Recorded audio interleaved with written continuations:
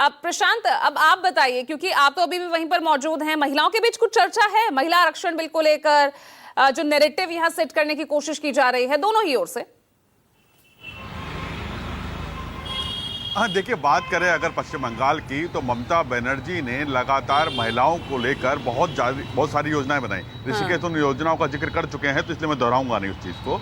वहीं अगर बात करें तो रिप्रेजेंटेशन के मामले में, चाहे वो विधानसभा का रिप्रेजेंटेशन हो, चाहे वो लोकसभा में हो और राज्यसभा में, अगर लोकसभा की बात करें तो लगभग 37% से ज़्यादा महिला रिप्रेजेंटेशन है टीएमसी का। वहीं 46% के करीब रिप्रेजेंटेशन है राज्यसभा में। और ये सब क्यों है, उसके पीछे वोटिंग ट्रेंड को अगर हम देखेंगे तब हमें समझ में आएगा।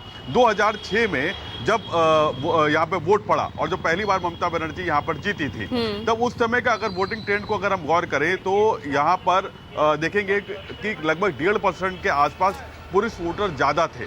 लेकिन ये 2021 तक आते आते यहाँ पर महिलाओं ने बाजी मार ली और महिलाओं का वोटिंग परसेंटेज लगभग 0.5% ऊपर हो गया पुरुषों के मुकाबले। यानी कि मतदाता जो वोटिंग होती है उसमें महिलाओं ने बढ़ चढ़कर भाग लेना शुरू किया।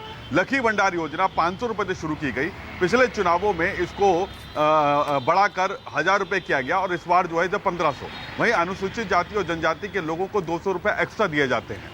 तो ये योजना जो है वो महिलाओं के भीतर काफ़ी घर कर गई। लेकिन कहते हैं कि जब आप किसी को कुछ मिलने लगता है तो फिर दिल मांगे मोर टाइप वाली बात हो जाती है। तो यहाँ पर महिलाओं को पहले उनका आर्थिक पुनरुद्धार कैसे किया जाए, इसको लेकर ममता बनर्जी ने स्कीम चलाई। राशन योजना चलाई, जिससे महिलाओं को राशन मिल सके और खास तौर से रूरल इलाकों में। उसकी वजह से बहुत बड़ा इम्पैक्ट दिखने को मिला और 2011 में महिलाओं ने बढ़ चढ़कर वोट किया था टीएमसी सरकार को, यानी ममता दीदी को।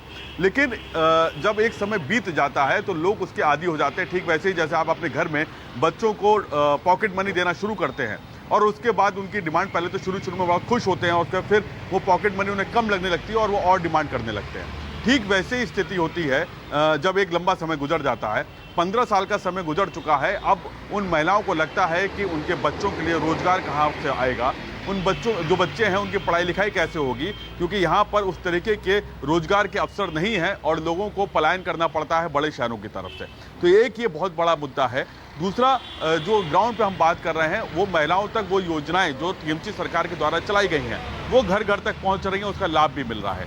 लेकिन किसी एक चीज़ को देखते देखते जो उबासी है वो साफ नज़र आती है। अब ये आखिरी समय में डिसाइड होता है कि वो अपना वोट किस तरफ कन्वर्ट हो जाएगा, वो उबासी में कन्वर्ट होगा या फिर जो योजनाओं को लाभ मिल रहा है उसके ऊपर। इसी योजना को काउंटर करने के लिए बीजेपी ने 3000 रुपये देने का वादा किया। वहीं उन्होंने हर पुलिस थाने में महिला कर्मचारी की दुर्गा वाहिनी नियुक्त करने की बात की और महिलाओं को सशक्तिकरण की तरफ लेकर आए। तो ये काउंटर करने की कोशिश की गई और महिला आरक्षण बिल के जरिए बीजेपी इस पूरे चुनाव को एक तरीके से कहा जाए कि दिखाना चाहती है कि अगर कोई काउंटर कर सकता है, महिलाओं को ज़्यादा सुख सुविधा दे सकता है, तो वो बीजेपी है। इसकी चर्चा भी हो रही है। लेकिन जब आप उनसे बात करेंगे तब 3000 रुपये की बात करेंगे बीजेपी के वादों की, तो वो ये कहते हैं कि जो भी मिल रहा है हमें तो उस पर भरोसा है, जब मिलेगा तब की तब देखेंगे। तो ये काउंटर बातचीत होती है। एक तरफ वो रोजगार भी मांगती हैं, दूसरी तरफ वो इस बात को भी की प्रशंसा करती है कि दीदी ने उनको पैसा दिया। तो ये अंदाजा लगाना बहुत मुश्किल है कि ये वोट किस तरफ कन्वर्ट होगा।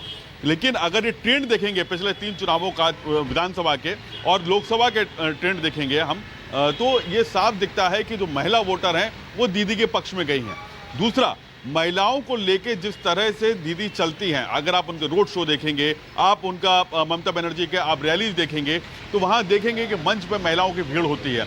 जब रोड शो चलता है तो ममता बनर्जी सबसे आगे होती हैं, उनके पीछे महिलाओं की एक पूरी ब्रिगेड होती है।